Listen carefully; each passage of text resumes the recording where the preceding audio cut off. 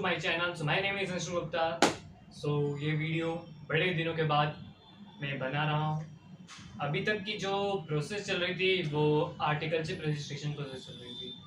इससे पहले जितनी भी वीडियोस बनाई ना, मतलब जो मैंने डाली है अभी तक, वो ऑलरेडी स्टॉक में बना चुका था. मैं घर वो मतलब जब घर पे था जब वो वीडियोस बनी थी. अब मैं अहमदाबाद में आ चुका हूँ मेरी आर्टिकलशिप के लिए. मेरे वीडियो में मेरी आर्टिकलशिप लग चुकी है एंड उसके बाद में फर्दर वीडियोस बना रहा हूँ. जहाँ तक मुझे लग रहा है आपको मेरी वीडियोस पसंद आ रही होगी. एंड जो सिंसियरली मेरी वीडियोस को देख रहा है, जो टेलीग्राम चैनल से जुड़ रहा है, उन्हें किसी भी तरह की कोई भी प्रॉब्लम अपने स्टडीज़ में है, आप मुझसे बेझिझक हेल्प मांग सकते हैं. मैं आपकी हेल्प करने के लिए पूरी तरीके से रेडी रहूँगा. सो अब बात करते हैं सब्जेक्ट पोस्टिंग. मैं पेपर वाइज बना रहा हूँ. सबसे पहले मैंने अकाउंटिंग की बना दी. अब आती है लो भी कंप्लीट हो गया. अब बात आती है पोस्टिंग की. सबसे पहले मैं बता दूँ, आसपास की कोई सी भी आवाज़ है, मेरे वीडियो का हमेशा ये रूल है, मैं आवाज़ आसपास की अवॉइड करता हूँ. आपको सिर्फ मेरी बातों पे ध्यान देना है, ठीक है. बिल्डिंग के आसपास की कोई भी आवाज़ है, देखो मैं उसको नहीं देखूंगा. मैं एडिटिंग इन सब में फालतू और टाइम वेस्ट नहीं करूँगा. मैं हाँ आपके लिए प्रॉपरली वीडियो जरूर बना दूँगा, लेकिन और चीज़ों में मैं ध्यान नहीं दूंगा कि हाँ ये एडिटिंग में ये नॉइज़ निकालूँ, मैं ये नॉइज़ निकालूँ. ये सब चीज़ें नहीं करूँगा. मैं आपके लिए फोकस कर रहा हूँ कि अगर जो लाइफ में मेरे से गलतियाँ होती है या फिर मेरे पास कुछ यूनिक टिप्स है जो मैं आपके साथ शेयर कर सकता हूँ, तो वो मैं करूँगा.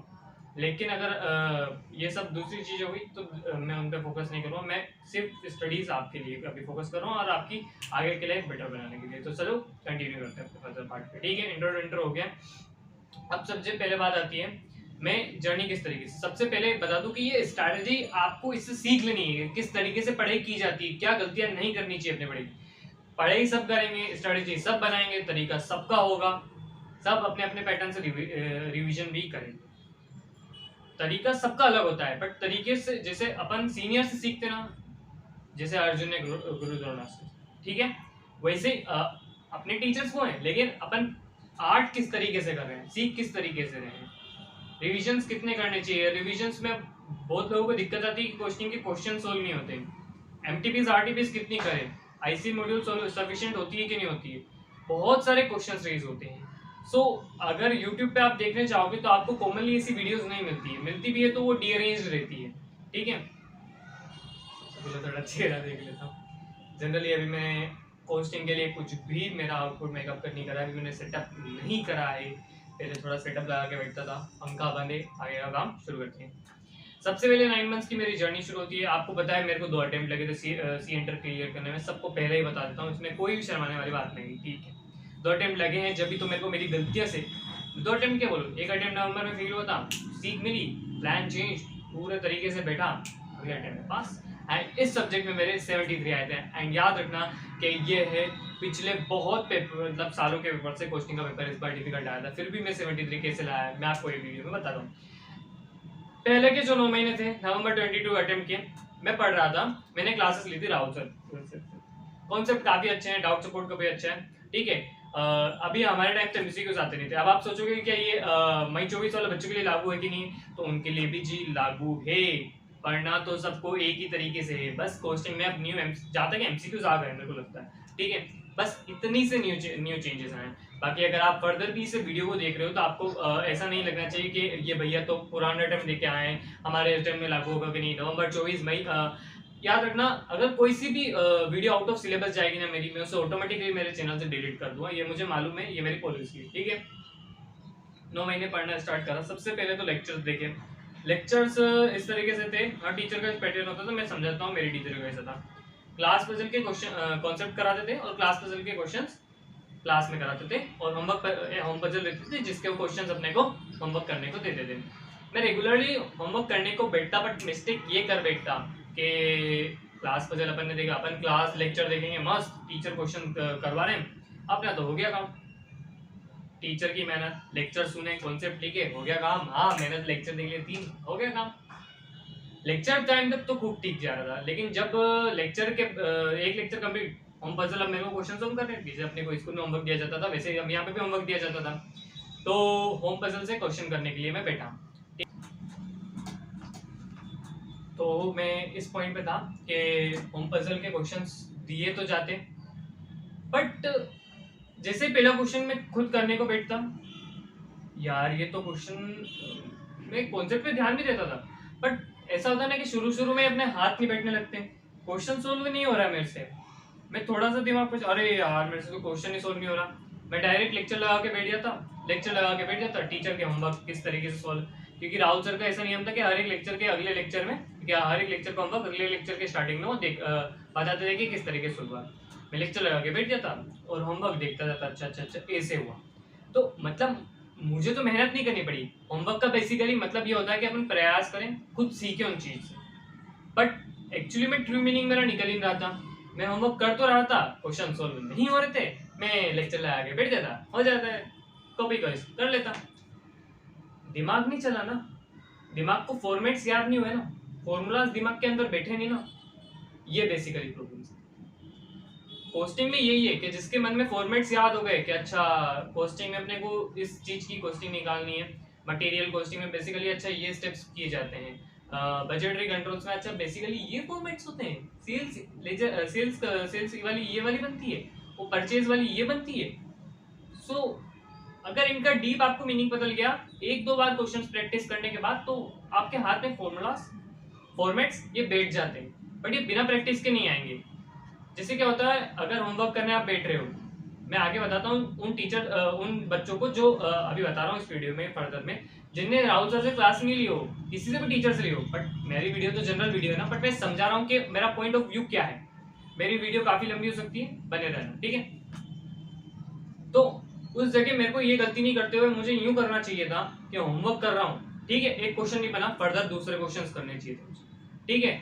अगर मुझसे आगे के क्वेश्चन बनते, जैसे एग्जांपल मुझे 10 क्वेश्चंस दिए गए थे, 10 में से मेरे से अगर 3 भी नहीं बने तो बाकी के 7 तो बन गए, तो एक माइंड को खुशी पहुंच जाएगी कि हाँ मेरे से 7 क्वेश्चंस तो बने, ठीक है।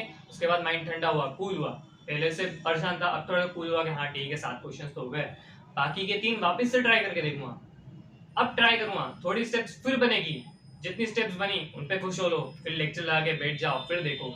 और इस तरीके से अगर आप सोल्व करोगे ना क्वेश्चंस अपने होमवर्क जो भी, तो हमेशा वो आपके दिमाग में बैठ जाएगा, आपकी परमानेंट मेमोरी में चला जाएगा, क्योंकि उस क्वेश्चन में आपने अच्छे तरीके से एफर्ट्स लगाए थे। आपने डायरेक्ट नहीं लेक्चर खोल के बैठ गए, ठीक है मेरे से क्वेश्चन सोल्व नहीं हो रहा, मैं लेक्चर लगा के बैठ जाता हूँ, क्वेश्चन करने बैठ जाता हूँ, ठीक है। अब आते हैं अपन बातें, मैं अभी 9 मंथ्स जर्नी बता रहा हूँ कि मेरी इस तरीके से बीती थी, लेकिन गलतियां हो गई थी कि मैं तो उसका सोल्यूशन बता रहा था कि हाँ मेरे को यूनिक करना चाहिए था, ये मेरी गलती थी।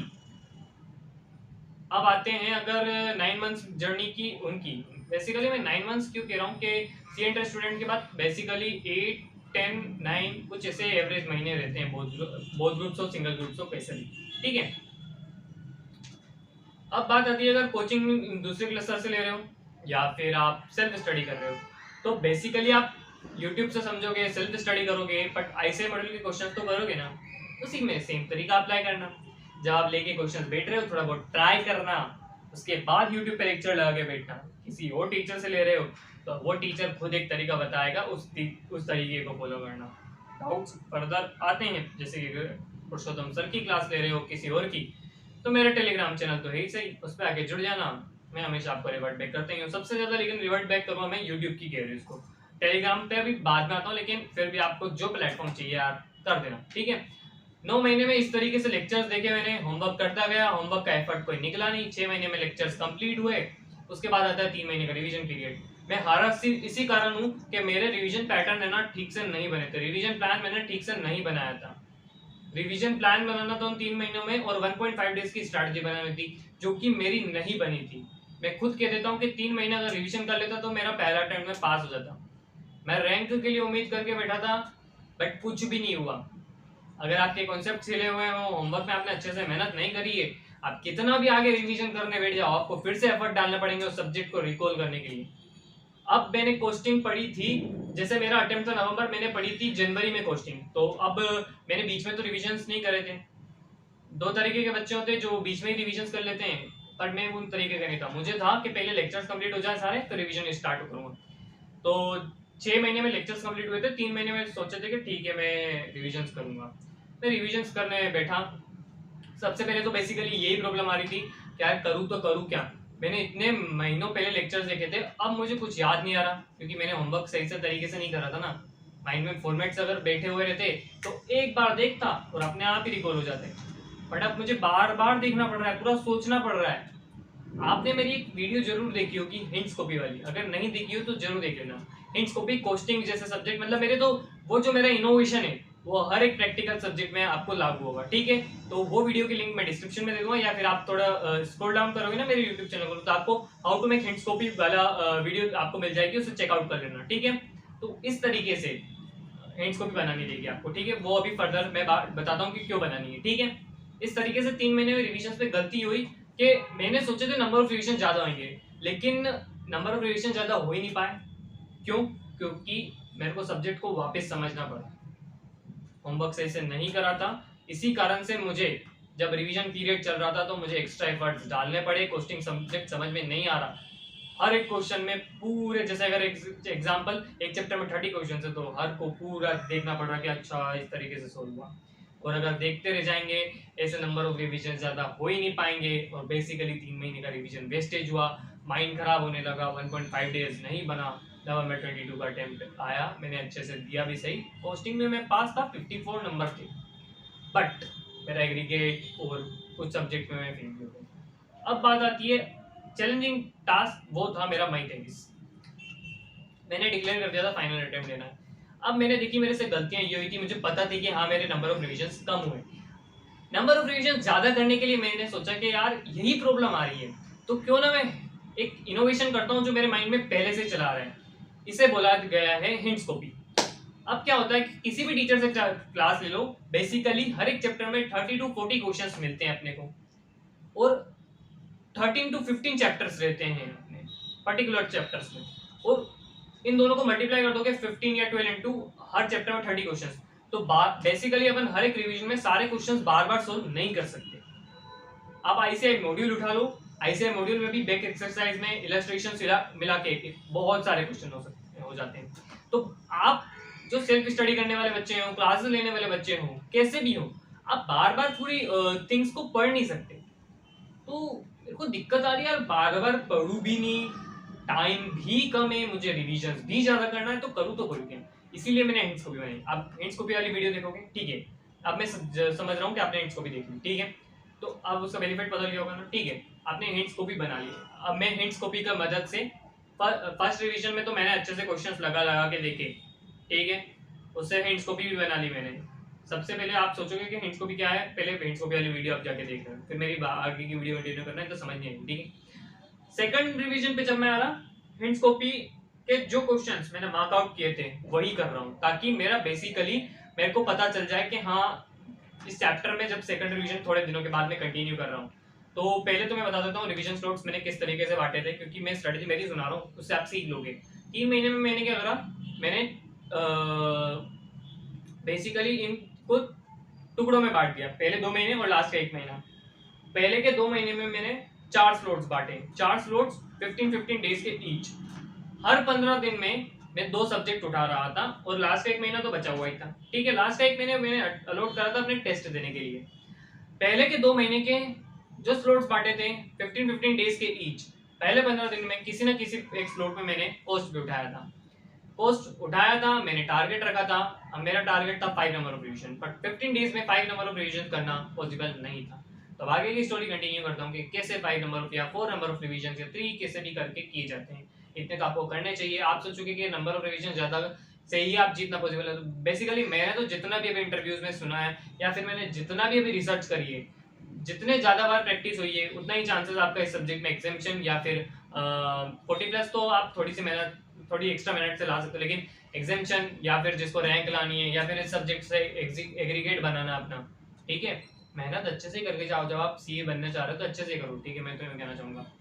सो उस स्लॉट में 15 दिन के स्लॉट में मैंने 2 नंबर ऑफ रिवीजन टारगेट करे थे। किस तरीके से करे थे, पहले के 10 दिन तो मैं पूरा कोस्टिंग, जैसे मैंने चैप्टर वाइज प्लान बनाया कि किस तरीके से मैं सारे उसके चैप्टर्स कंप्लीट करूंगा, लिख लिख के क्वेश्चंस कुछ करूंगा, एंड कुछ चैप्टर क्वेश्चंस में कॉपी में से देख के समझ लूंगा। कुछ बड़े बड़े क्वेश्चंस और कुछ छोटे छोटे क्वेश्चंस में छोड़ देता था, बड़े वाले सारे लगा लेता था। हिंट्स कॉपी मेरी बन गई थी। हिंट्स कॉपी बनने के बाद अब आता है सेकंड स्लॉट ऑफ रिवीजन, जो कि 5 दिन बचे थे, और मुझे इसमें सेकंड नंबर ऑफ रिवीजन करना भी था। आपको याद रखना है, जब भी रिवीजन करो तो जैसे जैसे आपके नंबर ऑफ रिवीजन बढ़ते जा रहे हैं आपका टाइम कम होता जाना चाहिए। जैसे कि अगर आपने पहला रिवीजन करा है तो उसमें 10 दिन लग रहे हैं, तो अगले में 8, 7 या 5 जितने भी आपके पास दिन हो उतने लगने चाहिए, उससे ज़्यादा ना लगे। सो मैंने सेकंड नंबर ऑफ रिवीजन में टारगेट करा कि मेरे को 5 दिन लगने चाहिए। हिंट्स को भी मैंने बना लेती। हिंट्स को भी एक टाइप का स्मार्ट वर्क है, इनोवेटेड बाय अंशुल गुप्ता। अगर आपको लगता है कि पुराना क्या अच्छा नहीं है तो आप आपके तरीके का बना लें, मैं तो आपको स्मार्ट वर्क फॉलो करने का कह रहा हूँ, ठीक है। सो हिंट्स कॉपी बनाई। सेकंड नंबर ऑफ रिवीजन से मैंने हाईलाइटेड कर दिया था क्वेश्चन को कि इसमें न्यू थिंग क्या है। सो बेसिकली मुझे स्मार्ट वर्क के कारण मेरा हार्डवर्क पोर्शन जो था वो कम हो गया, थोड़ा सा हार्डवर्क भी कर रहा था। सेकंड नंबर ऑफ रिवीजन इस तरीके से कर दिया। अब बाकी आती मैंने 1 महीना बचाया था ना, आपको बताया, उसमें मैंने 15-15 दिन में आईसीए के 2 मैक टेस्ट पेपर सोल्व करने की सोची थी, ठीक है। MTP1 MTP2 मैंने सोल्व करी एंड उससे मुझे पता चल गया कि मैं क्या गलतियां कर रहा हूँ। और 1.5 डेज स्ट्रैटेजी भी मुझे पता लगी कि किस तरीके से किस ऑर्डर में मेरे को अपनी फाइनल एग्जाम के 1.5 डेज में पढ़ के जाना है और 15 मिनट्स किस तरीके से प्लानिंग करनी है। यह कोई स्टैंडर्ड प्लानिंग नहीं होती है। आप खुद जब एमटीपीज दोगे आपको प्रॉब्लम्स आएगी कि कौन सा चैप्टर पहले करना है। ये जब आप एमटीपीज सोल्व करोगे तो आपको खुद ना खुद पता चल जाएगा। ये कोई वीडियो नहीं देखी जा सकती यूट्यूब पे कि इस रेसिपी से आप ये बना लो, कोई इस चीज की रेसिपी नहीं है। शुरू शुरू में दिक्कत आएगी जब आप 1.5 डेज स्ट्रेटेजी प्लान करने जाओगे, जब MTP1 या MTP2 दोगे, बट दिक्कत के बाद ही सॉल्यूशन बनेगा। कुछ बच्चे कहेंगे आप भी आप ही बना दो ना, आप ही डिस्कस कर दो ना। तो भाई बेसिकली मैंने भी 2 नंबर ऑफ रिविजन्स के बाद जब MTP1 दी तो कुछ कॉन्सेप्ट ऐसा नहीं कि मुझे सब रिकॉल हो रहे थे, बट 1.5 डेज में मैंने पूरा पढ़ा था, ठीक है। इस तरीके से मेरा ऐसा हो रहा था कि हाँ कितना सब्जेक्ट के एबीसी में मैंने बांटा था, एबीसी एनालिसिस करके भी मैंने देखा कि पूरा रिवाइज हो रहा है कि नहीं 1.5 डेज में।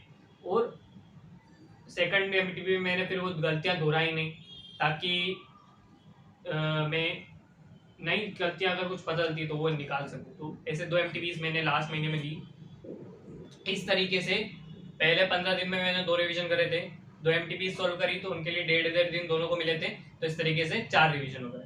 5वां रिवीजन कब करा था? जब 1.5 डेज एग्जाम के लिए मिल रहा था, तो वो 5th नंबर ऑफ रिवीजन हो गया, ठीक है। तो बेसिकली इन्हें मैंने बोला है 5 नंबर ऑफ रिवीजन। अब बात आती है कि एक गलती और हो गई थी कि वो 3 महीने का रिवीजन स्लोट तो मैंने बना दिया, लेकिन जो MTP1 और MTP2 सोल्व करूँगा तो इनमें जो भी गलतियां पता चलेगी इन्हें इंप्रूव करने के लिए मैंने एक्स्ट्रा डेज तो रखे नहीं। तो मैं आपको यही एडवाइस करना चाहूंगा कि आप कुछ रिवीजन के दिन बना रहे हो तो याद रखना कि जैसे कि अगर आप 3 महीने का कठिन स्लोट ट्रेकर रख रहे हो लेकिन एक्स्ट्रा में कुछ दिन निकाल ही नहीं रहे हो, तो आपकी जो भी गलतियां होंगी उन्हें सुधारने के लिए आप दिन कैसे बचाओगे? एक्स्ट्रा इंप्रूवमेंट के लिए कुछ डेज बचा के रखना। अब आप सोचो कि भैया आपकी स्ट्रेटजी बहुत कॉम्प्लिकेटेड होती जा रही है, आप तो पूरा पर्सनल जाते जा रहे हो कि आपको ये अच्छी लग रही है आप ये कर रहे हो। अरे तो मेरी वीडियो का टारगेट ही यही है कि आपको बेसिकली मेरा माइंड पढ़ाना कि मैंने क्यों, क्योंकि नंबर ऑफ रिवीजन ज्यादा करने थे, मेरे से हर एक क्वेश्चन बार बार नहीं हो पा रहा था, तो मैंने हिंट्स को भी बनाई। इसी तरीके से आपको जो प्रॉब्लम आ रही है, सिंसियरली आपको जो लग रहा है, डिस्कस करिए अपने सीनियर्स के साथ कि मुझे क्या यार भैया मैं ये क्वेश्चंस बेसिकली यार मुझे चैप्टर कठिन लग रहा है। आप एबीसी एनालिसिस कीजिए, अपने सब्जेक्ट को प्लान कीजिए कि किस तरीके से जीता जा सकता है। देखो सी एंटर एक लड़ाई है, जंग है, इसे विदाउट प्लानिंग तो जीता नहीं जा सकता। तुक्का मार के जरूर हो सकता है कि 40 लिया है, ठीक है, 40 लिया है, डॉट 40 किसी सब्जेक्ट में हो सकता है, लेकिन अच्छे से प्रॉपर प्लानिंग करके जाओ ना इस सब्जेक्ट की कि मुझसे कोई सब्जेक्ट चैप्टर हो नहीं पा रहा है तो मैं एबीसी एनालिसिस कर लूँ, सीनियर से पूछूँ कि पर्टिकुलर भैया मैं ये चैप्टर छोड़ दूँ, वेटेज कैसा चल रहा है इसका चैप्टर्स का। हाँ और एक और बता दूँ, जब मैं 15 डेज का शॉर्ट बताता हूँ तो उसमें मैंने प्रीवियस ईयर्स की आरटीपीज भी सॉल्व करनी चाहिए थी, लेकिन बेसिकली मेरे सर ने तो सारी आरटीपीज प्रीवियस अटेम्प्ट की मेरी बुक में इंक्लूडेड, मतलब क्लास रिजल्ट में इंक्लूडेड थी, तो मुझे एक्स्ट्रा मेहनत करने की जरूरत नहीं पड़ी। लेकिन जो सेल्फ स्टडी करेंगे उन्हें आरटीपीज लगानी पड़ेगी, तो उनको एक्स्ट्रा टाइम निकालना चाहिए अपनी चीज़ों के लिए। इस तरीके से मैंने अपने पढ़ाई करी थी एंड फाइनली मैं एग्जाम के दिन गया एंड एग्जाम के दिन की कुछ एडवाइस के 15 मिनट को करेक्टली प्लान करके जाना कि कौन सा क्वेश्चन पहले पढ़ के जाना है। एक चैनल है नवीन क्लासेस ऑफ विजडम, उन सर की है ना पोस्टिंग की 1.5 डेज वाली वीडियो देख के जरूर जाना कि किस तरीके से पढ़ा जाता है, ठीक है, क्योंकि 1.5 डेज प्लानिंग बहुत जरूरी होती है। 1.5 डेज में आप जितना रिवीजन करके जाओगे, जितना कवर करके जाओगे, उतना एग्जाम में रिकॉल होगा, बाकी का कुछ भी नहीं होता। मैंने आपने 9th में पढ़ा होना हो, कुछ 10% जरूर रिकॉल हो जाएगा, बट चांसेस मेरे हिसाब से तो कम ही है जितना मैंने एक्सपीरियंस करा है, रिसर्च करा है, ठीक है। 15 डेज अब पेपर आया मेरा वापस से कठिन। मेरे को लगा यार सेकंड अटेम्प्ट लग जाएगा, क्योंकि क्वेश्चन पेपर करने तो बैठा, पर एक मन में डर आ गया यार अब हो नहीं रहा। फिर मैंने सोचा यार ये तो तीसरा ही पेपर है, अभी तो आगे आके ऑडिट आएगा, EISM आएगा, ये बड़े बड़े महारथी सब्जेक्ट्स बैठे हुए हैं, अगर अंशुल तू यहीं हार गया तो तू आगे कैसे बढ़ेगा। सो फिर मैंने बोला अपने आप से काम डाउन भाई, पोस्टिंग का पेपर आप मई 23 किसी से भी रिव्यू मांग लेना, बहुत कठिन पेपर आया था। सो कठिन मुझे भी लग रहा था, मैं कोई भगवान नहीं हूँ, मैं भी इंसान हूँ, तो मुझे भी कठिन लग रहा था वो पेपर। सो बेसिकली उस टाइम कुछ नहीं, 1 मिनट सांस ली। अब ऐसा नहीं मैं आपको कुछ एक भारी सौ बता रहा हूँ, नहीं बता रहा हूँ कुछ नहीं, शांत हुआ बैठा। क्वेश्चन पेपर को फिर आराम से पढ़ने लगा, ठीक है। सबसे पहले तो शांत दिमाग करा, जैसे मैं आपको इतनी देर से हड़बड़ी में बता रहा हूँ, शांत दिमाग करा, क्वेश्चन पेपर पढ़ने लग गया मैं इजीली, धीरे धीरे धीरे धीरे आराम से। मैंने यूँ टारगेट नहीं लगा कि अब मुझे 100 नंबर का अटेम्प्ट करना है, अब मैं सिर्फ क्वेश्चन सोल्व करने में ध्यान दूंगा। आराम से पढ़ा, सबसे पहले तो काम करना बहुत जरूरी है। कोई सा पेपर डिफिकल्ट रह जाए, अरे अरे मेरे से तो 40 भी नहीं बनेगी, अरे मेरे से तो 40 भी नहीं बनेगी, इस स्टेज में चला जाए डायरेक्ट 40 मैंने कुछ नहीं सोचा, बस मुझे जो क्वेश्चन दिख रहा है उसे पढ़ रहा हूँ, बेसिकली सारे एनालाइज कर रहा हूँ कि किस चैप्टर का है, कौन सा फॉर्मूला इसमें लगेगा। और ऐसा रखना है कि फॉर्मूलाज अगर कुछ बाद में भूल ना जाऊँ हड़बड़ी कारण, तो कुछ अपने क्वेश्चन पेपर में साइड में लिख लिया कि हाँ मुझे शुरू में याद आया था जब 15 मिनट की रीडिंग टाइम मिला था, तो साइड में फॉर्मूलाज लिख दिया। आप पूछोगे क्वेश्चन पेपर में तो अलाउड नहीं लिखना भाई, छोटी छोटी हैंडराइटिंग में लिख लेना, कोई नहीं देखता, ठीक है। हमारे साइड में तो ऐसा ही था, कोई टीचर ने नहीं लिखा था। अब अगर आपके साइड में आपके टीचर अड्डी हो तो कभी प्रॉब्लम ना आ जाए। इस तरीके से मैंने इजीली अपने आप को काम किया, क्वेश्चन पेपर करता गया, एंड मैंने ऐसा नहीं सोचा कि 100 मार्क का अटेम्प्ट करना है, आराम से बैठते बैठते क्वेश्चन सोल्व करा, क्योंकि कठिन आया था। अगर एक भी गलती, मैंने जैसे देखा है कि इस बार का क्वेश्चन में बहुत माइन्यूट माइन्यूट थिंग्स भी देखी गई है, एक माइन्यूट सी मिस्टेक पूरे पेपर को रिव्यू कर सकती है, मतलब बिगाड़ सकती है। मैंने सो काम दिमाग से मैंने पेपर अटेम्प्ट करा, एंड फाइनली आई स्कोर्ड 73। हाँ 73 है मेरे, 73 है जहाँ तक आउट ऑफ 100, एंड इस तरीके से मैंने इस पेपर को सक्सेसफुल बनाया है। एंड आगे भी मैं ऐसा नहीं कि कोस्टिंग की कुछ इंपॉर्टेंट चीज़ें लाने वाला नहीं हूँ, अभी तो मैंने खुद भी लिखा नहीं कि क्या प्लानिंग, वैसे मैं सब चीज़ की टाइम शीट बनाता हूँ कि किस तरीके से मेरे को, और आगे पॉडकास्ट भी आने वाले हैं, आर्टिकल से रिलेटेड जर्नी, व्लॉग्स सब आने वाले हैं। सो कनेक्टेड रहना मेरे चैनल पे।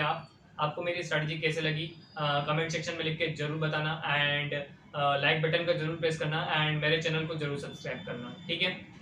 रुको रुको रुको, अभी मैं एंड पे नहीं आया हूँ, पेपर हो गया ना मई 23। आप एक और बात मैं भूल गया, जो सेल्फ स्टडी कर रहे हैं आप, वो प्रीवियस ईयर्स क्वेश्चन पेपर जरूर देख लें, थोड़ा सा एनालिसिस एंड पैटर्न पता चल जाएगा किस तरीके से आ रहे हैं क्वेश्चंस, एंड कुछ चैप्टर्स पे अपनी पकड़ खास बना के रखना। लेकिन कभी कभी ऐसा होता है कि किसी किसी अटेम्प्ट में आप कुछ ABC चैप्टर छोड़ के गए कि A में बहुत सारे रखे हुए, लेकिन अगर आपके A कैटेगरी वाले नहीं आए तो ऐसा तो नहीं कि आपकी ABC स्ट्रेटजी वर्क कर जाएगी। ABC स्ट्रेटजी ऐसा थोड़ी ना होता है कि हर बार 100% ही सक्सेसफुल रहे। सो हमेशा प्लान A ही मत रखना, कभी कभी प्लान B भी बना के जाना। अगर प्लान B बना के नहीं जाओगे, एग्जाम में थोड़ी सी भी मुसीबत आ गई, फेल हो जाओगे। सो मैं तो यही कहूँगा, सी एंटर की एग्ज़ाम एक महासंग्राम है, महायुद्ध है। इसे अगर आप प्लानिंग के साथ करोगे, काम, पेशेंस, कंसिस्टेंसी के साथ करोगे, सो आप डेफिनेटली इस सी एंटर के एग्ज़ाम्स में पास आउट कर जाओगे। जब तक के आपका फ्रेंड आपसे विदा लेता है, बाय बाय।